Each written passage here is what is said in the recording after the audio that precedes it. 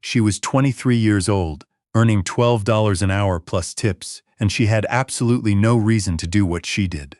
None.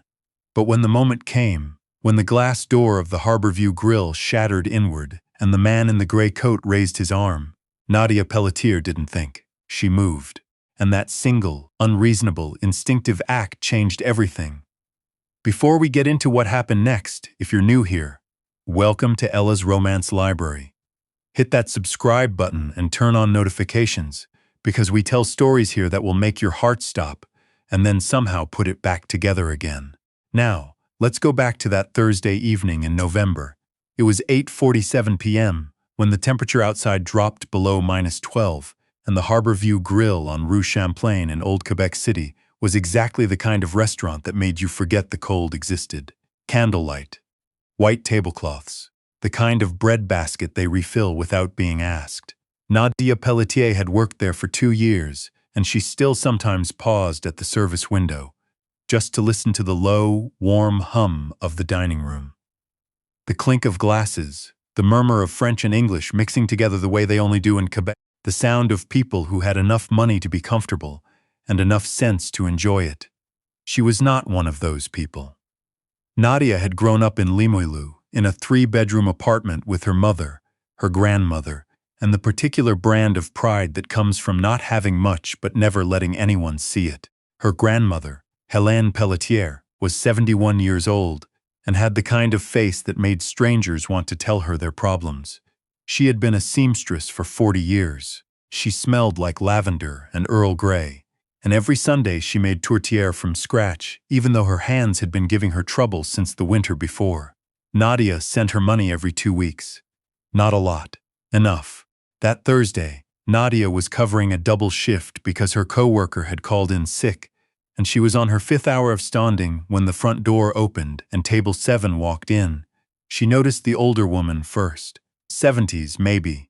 Silver hair pinned back with the kind of effortless precision that takes either a very good stylist or decades of practice. She wore a deep burgundy coat and pearl earrings, and she moved through the dining room the way certain women move. Not quickly, not slowly, but with the quiet certainty that space would be made for her. It always was. The man beside her was younger, somewhere in his early 40s. Dark suit, no tie, the kind of jaw that looked like it had been cut rather than grown. He walked 2 steps behind the older woman, which Nadia registered immediately as unusual. Men who looked like that usually walked in front of everyone. She seated them at table 7, the corner booth, best sight lines in the restaurant, and brought the water without being asked. "Bonsoir," she said, setting down the menus. "Can I start you both with something to drink this evening?" The older woman looked up at her. Her eyes were pale gray and very sharp. "You speak French?"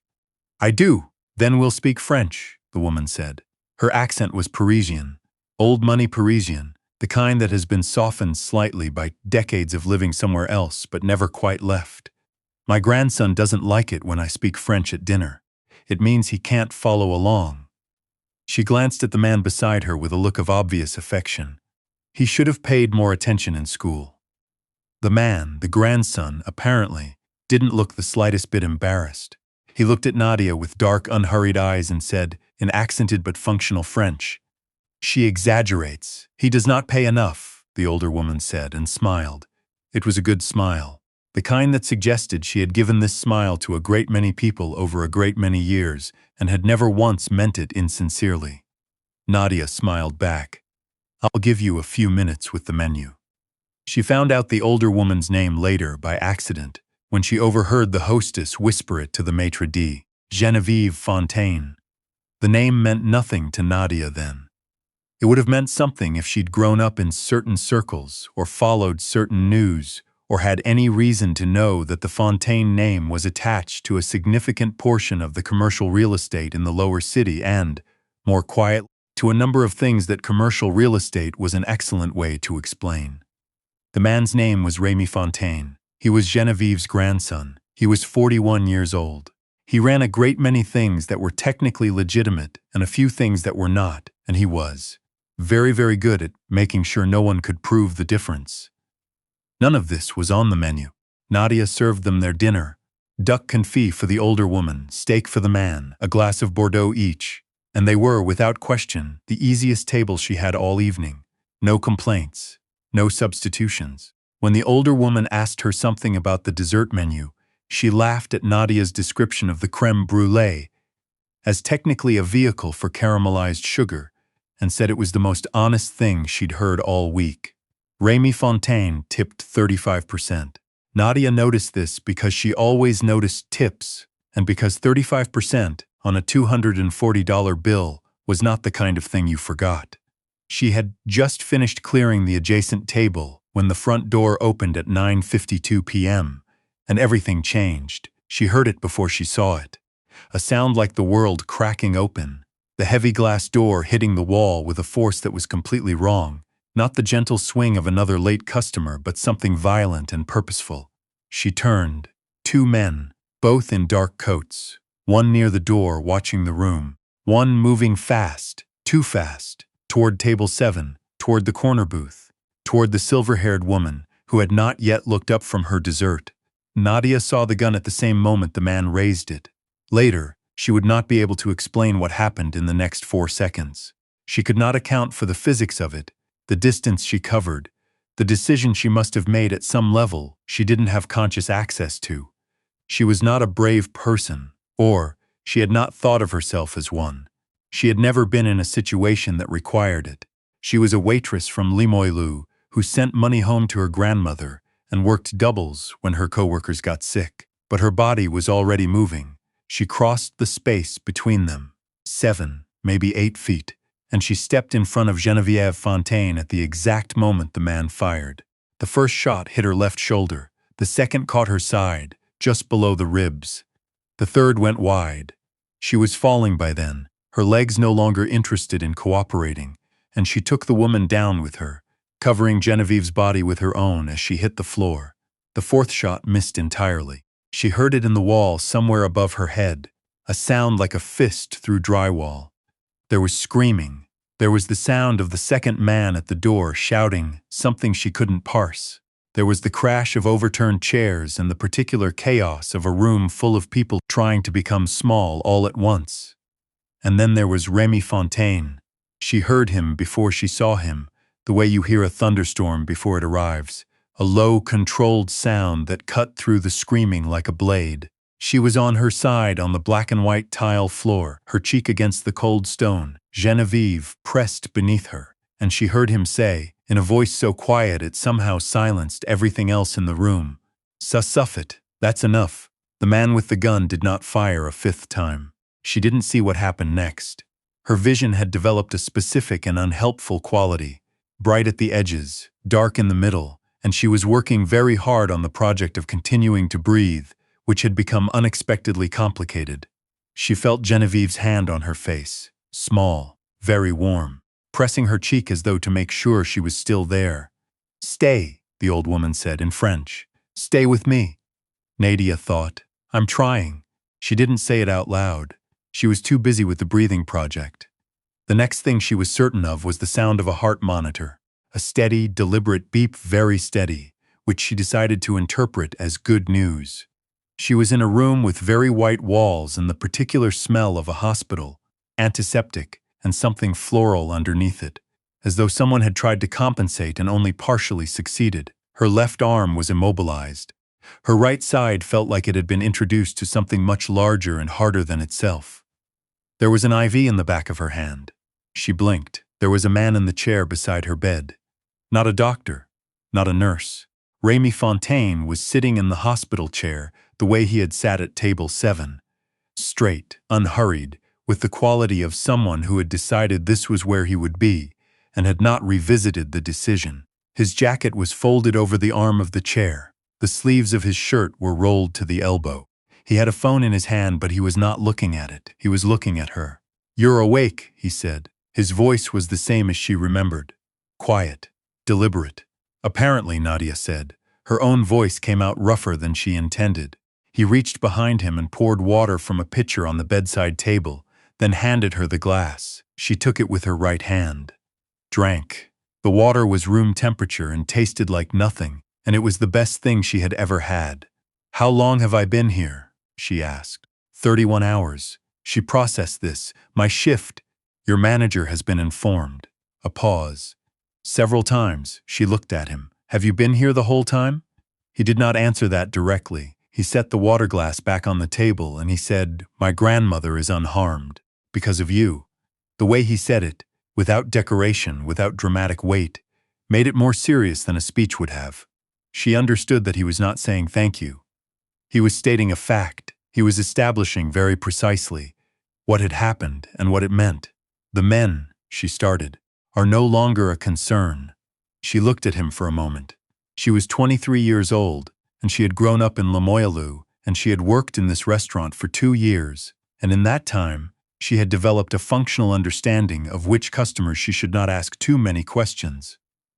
Okay, she said. The security at the restaurant was insufficient, Rémi Fontaine said. He said it the way someone says something they have been sitting with for 31 hours and are only now saying out loud. The 2 men on the door were not doing their job. One was on his phone. The other had stepped outside. His voice had not changed in pitch or volume, but there was something underneath it now that Nadia found it wise not to examine too closely. For what it's worth, she said. I didn't do it because of... I wasn't thinking about... She stopped, tried again. I didn't know who she was. I didn't know she was. She didn't finish the sentence because she wasn't sure what word went at the end of it. No, he said again. That is precisely the point. There was a silence that was not uncomfortable, which surprised her. Then he said, Your grandmother was called. She arrived at 4 o'clock this morning. She's in the waiting room. She fell asleep in a chair about 2 hours ago, and I have asked that she not be disturbed. Something loosened in Nadia's chest that she hadn't realized was tight. You called her? She called the restaurant looking for you. My people intercepted the call. A pause. She is a very determined woman. Yes, Nadia said. She is. She told me you've been sending her money every 2 weeks for 4 years. Nadia said nothing to this. She told me a great deal, actually, Rémi Fontaine said, and there was something at the corner of his mouth that might have been, in a different man, a smile. She was not what I expected. People usually aren't, Nadia said. The almost smile stayed. He looked at her for a long moment. Not in the way men in restaurants sometimes looked at her, with that particular form of attention she had learned to recognize and deflect, but in the way you look at something you are genuinely trying to understand. She had the feeling of being assessed by a very precise instrument. You will stay at the Fontaine residence while you recover, he said. It wasn't a question. She looked at him. Monsieur Fontaine? Rémi? I don't think that's... You were shot in my restaurant, protecting my grandmother, he said. You have 2 bullet wounds and you live alone, and your grandmother is 71 with arthritic hands. He paused. The residence has a medical staff. Your grandmother will also be accommodated. Nadia opened her mouth, closed it. There was a very particular quality to his certainty, not the aggression of someone who demands, but the solidity of someone who has already made a decision and is now simply informing you of it. It was, she thought, oddly difficult to argue with. The men who attacked tonight, she said instead, was my grandmother. She is not a target. You are not a target. His voice was steady. You have my word on that. She didn't know why she believed him. She believed him. My plants, she said. I have a basil plant and a rosemary plant on the windowsill of my apartment. They need water every 3 days. A pause. I'll have someone see to it. The rosemary is a bit dramatic. It'll look like it's dying, but it's not. You just have to talk to it. He looked at her. Talk to it gently. It responds to encouragement. There was a silence. Then Rémi Fontaine said very carefully, I will pass this along. And this time there was no question. It was, unmistakably, a smile. The Fontaine residence was not what Nadia had imagined, which was either a relief or a problem, because what she had imagined was something out of a film, all cold marble and implicit menace. What it actually was warm. The house sat at the end of a long private drive in Sillery, 3 stories of limestone and dark wood, with a garden that was still in November, managing to look intentional rather than defeated. She arrived by private car, her grandmother beside her, Hélène's small hand wrapped around hers, with the grip of a woman who had not let go in 12 hours. Eh bien, her grandmother said, looking up at the house. He's not poor, grandmamman. I'm just saying. A woman met them at the door, late 50s, brisk, the kind of competent that announced itself without effort. She introduced herself as Margot and explained that she managed the household and that dinner would be at 7, and that Nadia's medical appointment was scheduled for the following morning at 9, and that Helene's room had a heated floor because Margot had been informed she had circulation issues. Helene looked at Nadia. I like her, she said. Nadia's room was on the second floor, at the end of a hallway lined with photographs. She noticed this as she was walked through. Old photographs, family photographs, the kind that accumulate in a house that has been lived in for generations. A woman laughing at the camera, a man in a garden, children she couldn't place, a very young Genevieve Fontaine in what looked like a wedding dress, looking over her shoulder at someone just outside the frame. She did not see Rémi Fontaine that first evening. She saw Genevieve. The older woman appeared in her doorway at around 7:30, carrying 2 cups of tea on a small tray, which she set on the side table with the careful authority of someone who has never in her life asked permission to enter a room. You look better, Genevieve said, settling into the armchair by the window. I feel better, Nadia said, which was partially true. The painkillers helped. The clean sheets helped more than she expected. My grandson said you asked him to talk to a rosemary plant. Nadia felt heat rise to her face. I was still on a lot of medication. He did it, Genevieve said. I want you to know that. He stood in front of the kitchen windowsill for approximately 4 minutes talking to your rosemary plant. She lifted her tea. He told it that it was doing very well. Nadia stared at her. He thought no one could see him, Genevieve added. He was incorrect. There was a silence. Then Nadia laughed, a real laugh, the kind that surprised her, the kind that pulled slightly at her side in a way she chose to ignore. I shouldn't laugh, she said. You should, Genevieve said. It was genuinely amusing. She paused, turning the cup in her hands. Rémi is not an easy person. I want to be honest with you. He is serious, and he is private, and he keeps people at a distance with a reliability that is frankly impressive. He is also, beneath all of that, a great deal more than he allows people to see. She looked at Nadia. But you have already seen it. He sat with me for 31 hours, Nadia said. He hasn't done that, Genevieve said quietly, for anyone. The word hung there between them, not quite falling. Nadia looked at her tea. She thought about her apartment in Limoilou, her plants on the windowsill, the 2-week money transfers, the doubles shifts, the $12 an hour plus tips. She thought about the moment in the restaurant when she had not thought about any of it and had simply moved. I didn't know who you were, she said again. I want to be clear about that. I wasn't. I know. Genevieve set down her cup. She looked at Nadia with the gray, sharp eyes she'd had at the restaurant, and for a moment she looked exactly like her grandson. That is why I am here. She recovered in that house over the following 2 weeks. Rémi Fontaine was not, as she had half expected, a distant figure in dark rooms. He was present, in the specific way of someone who has decided to be present without making a performance of it. He appeared at breakfast most mornings, reading something on his tablet, and when she joined him, he would move it aside and ask how she'd slept, and she would tell him honestly, and he would tell her briefly what the day held, a meeting, a call, something he was vague about in a way she had learned not to push. He asked her questions, real questions, not polite ones, about her grandmother, about Limoilou, about what she had wanted to be before the restaurant.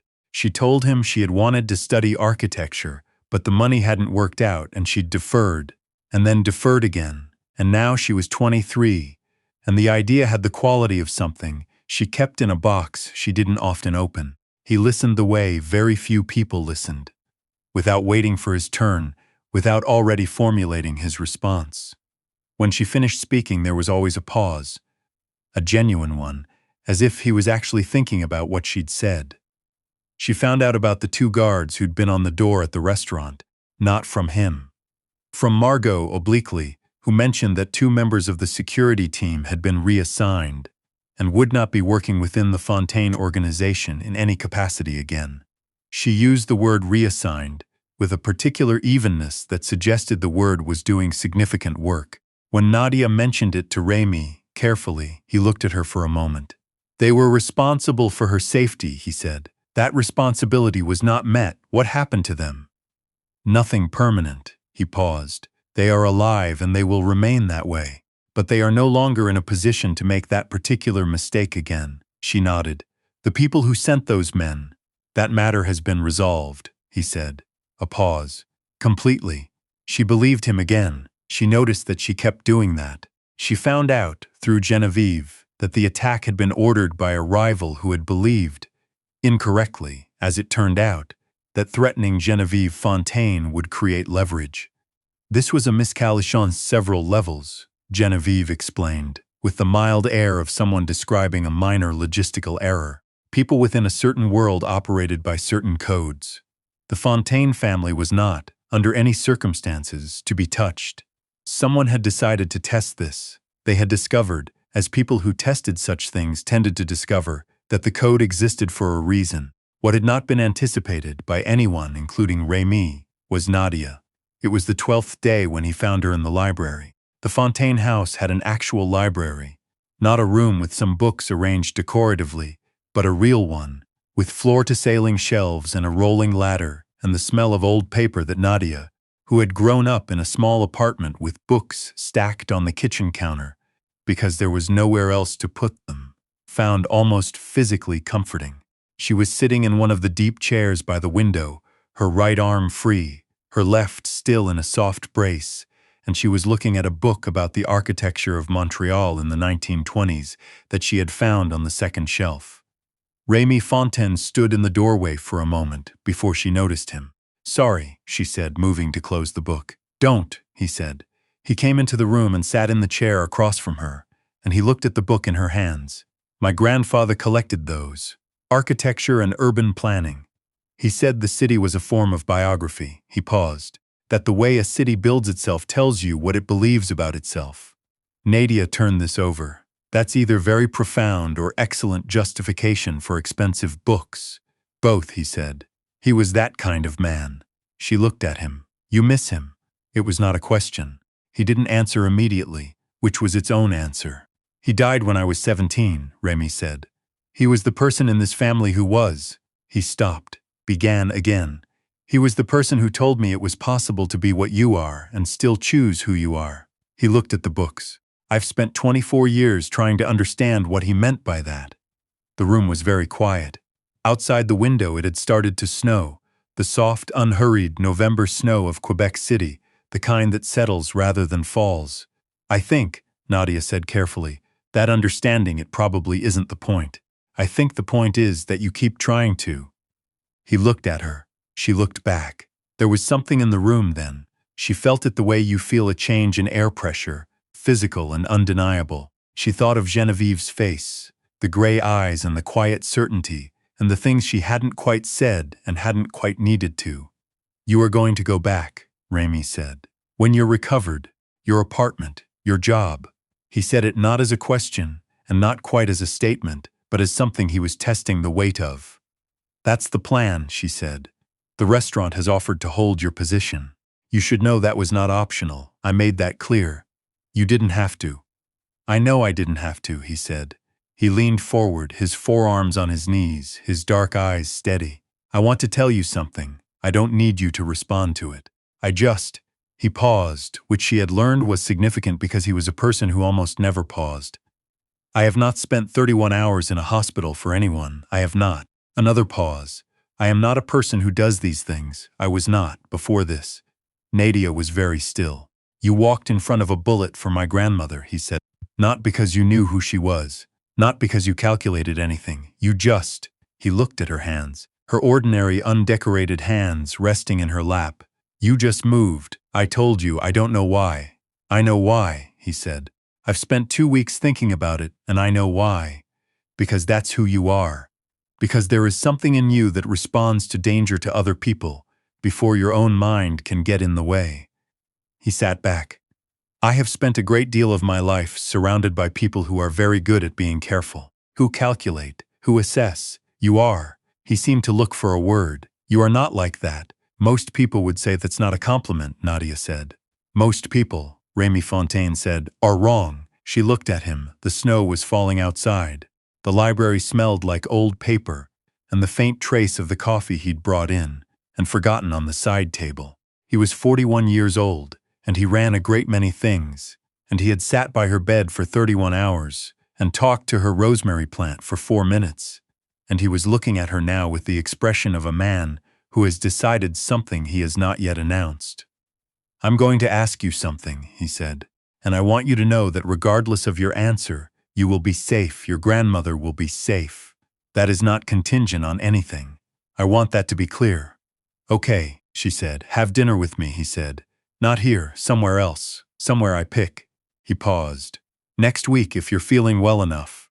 If not, the week after." She looked at him for a long moment. "You know," she said finally, "for someone who makes significant decisions, you look like you're waiting for a verdict."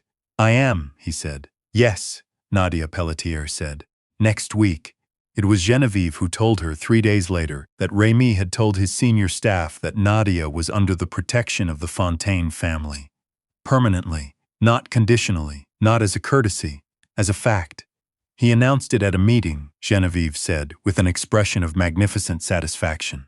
In front of everyone. "Very calm, very clear," he said, and I am quoting, "Mademoiselle Pelletier and her family are under the protection of this house. This is not a discussion. It is a statement of fact." She paused, and then he continued the meeting as though he hadn't just given everyone in that room a great deal to think about. Nadia stared at her. "He didn't tell me he was going to do that." "No," Genevieve agreed. "He didn't tell me either. I found out from Margot, who found out from the man who does the security briefings." She smiled.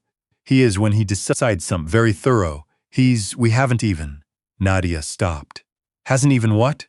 Genevieve asked, with an innocence so deliberate it was almost theatrical. "We've had one conversation in a library," Genevieve said. She picked up her tea. "When my husband decided he wanted to marry me, we had been acquainted for 6 days. He told his mother after 4. She glanced at Nadia over the cup. "The Fontaine men are not gradual people when something is clear to them, and when something is clear to them," Nadia said slowly, "is it usually right?" Genevieve set down the cup. "In my experience," she said, "yes." Later, much later, after the dinner, at a small place in Saint-Jean-Baptiste that he had apparently reserved the entire back room of, which she considered moderately excessive and did not say so. After the weeks that followed, after the slow accumulation of ordinary things that were somehow not ordinary at all, Nadia Pelletier would try to explain it to her grandmother. "He's not who I expected," she said. They were in Hélène's kitchen, which was now on the ground floor of the Fontaine residence, because Hélène had been persuaded, not easily, but persuaded, to move from Limoilou, and which smelled exactly like it always had, because Helen had brought her own pots and her own herbs and her own particular opinion about how a kitchen should be organized. "No one who matters ever is," Helen said, rolling pastry dough. "It's not, he's—" Nadia tried to find the shape of it. "He's very serious. He doesn't laugh easily. He has a professional life that involves things I don't ask about. He has a grandmother who is more interesting than anyone I have ever met, and who may be running everything from behind the scenes." And when I said this to him, he did not deny it. Hélène dusted flour from her hands. And he talked to my rosemary plant," Nadia said, "for 4 minutes, and told it that it was doing very well." Hélène looked at her. Then she picked up her rolling pin. "Well," she said, "that settles it." The rosemary plant, for what it's worth, was thriving. It had been moved from the Limoilou apartment to a spot on the south-facing kitchen windowsill of the Fontaine residence, where it received excellent light and, apparently, regular conversation. Nadia had caught Rémy beside it on at least 2 occasions she was not supposed to have seen. Once she said nothing. The second time, she stood in the kitchen doorway and watched him tell a small potted herb that it had excellent structure and was managing the transition very well. And she felt something settle in her chest with the quiet, final quality of something that has arrived. She was 23 years old. She was not, anymore, alone. And somewhere in the underworld of Quebec City, it was understood, clearly, completely, without negotiation, that the woman who had stepped in front of 4 bullets for Genevieve Fontaine was not someone you touched, not someone you threatened, not someone you looked at sideways on a street corner, or followed home from a restaurant, or thought about in any way that was not respectful. She was Nadia Pelletier. She had $12 an hour, a half-deferred dream of being an architect, a grandmother who made tourtière from scratch, and a rosemary plant that was doing very well. And she was, in every way that mattered, exactly where she was supposed to be. If this story made you feel something, drop it in the comments.